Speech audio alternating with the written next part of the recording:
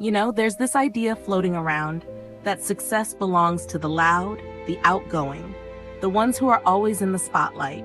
And if you're quiet, reserved, or introverted, well, the world sometimes makes you feel like you'll just have to step aside. But let me tell you something. That couldn't be further from the truth. Introverts are not broken extroverts. They are powerful in ways that society often overlooks. And today, I want to talk about how introverts, people just like you, can not only succeed but thrive without having to change who they are. Let's start by breaking a myth. Success doesn't belong to a personality type. Success belongs to anyone who's willing to lean into their strengths and use them well. Think about Albert Einstein. He wasn't the loudest man in the room. He wasn't out there giving big speeches every day. He was quiet, reflective, and deeply curious. And in that silence, he reshaped the way we understand the universe. Think about Bill Gates. He calls himself an introvert, and yet he built Microsoft, one of the most influential companies in the world.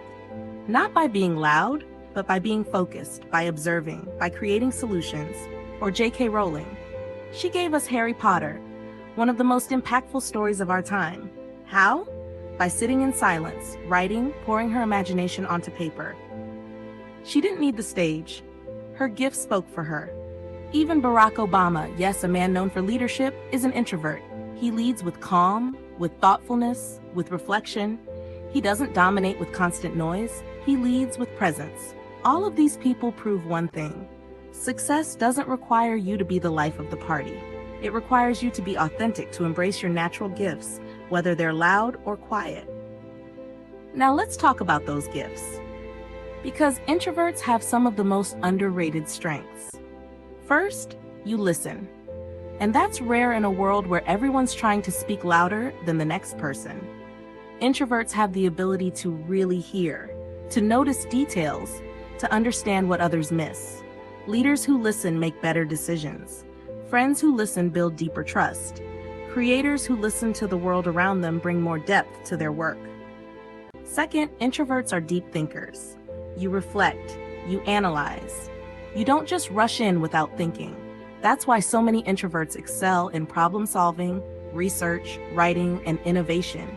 You have the patience to see things others overlook.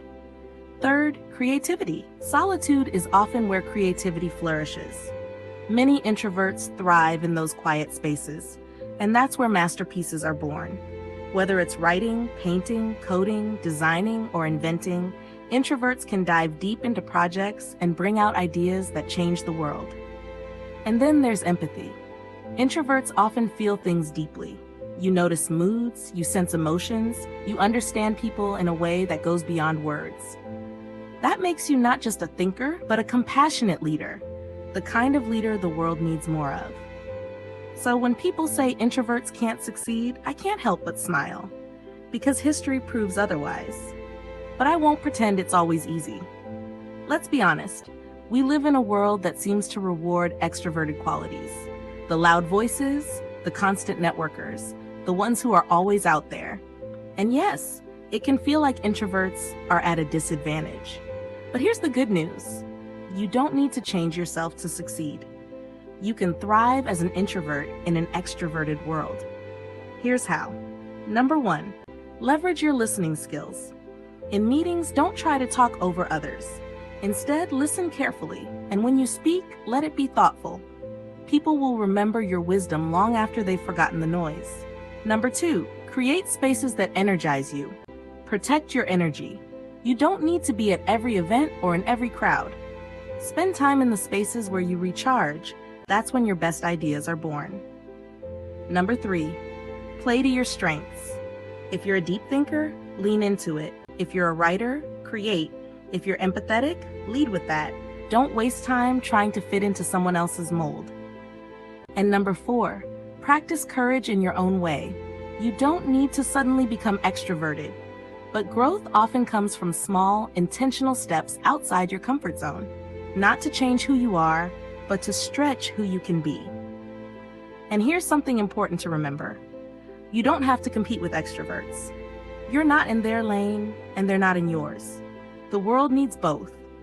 The world needs the energy of extroverts, yes, but it also needs the thoughtfulness, the creativity, and the calm of introverts. When you stand confidently in your lane, people notice.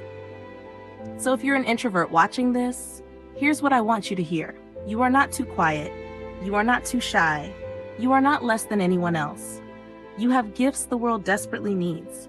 The ability to listen, to think deeply, to create in silence, to lead with compassion. The loudest voice doesn't always win. Sometimes it's the quiet voice, the steady hand, the thoughtful presence that leaves the biggest mark. So don't try to change who you are. Embrace it, build with it, lead with it. Because being an introvert isn't a limitation, it's a superpower. And when you embrace it fully, there's no telling how far you can go.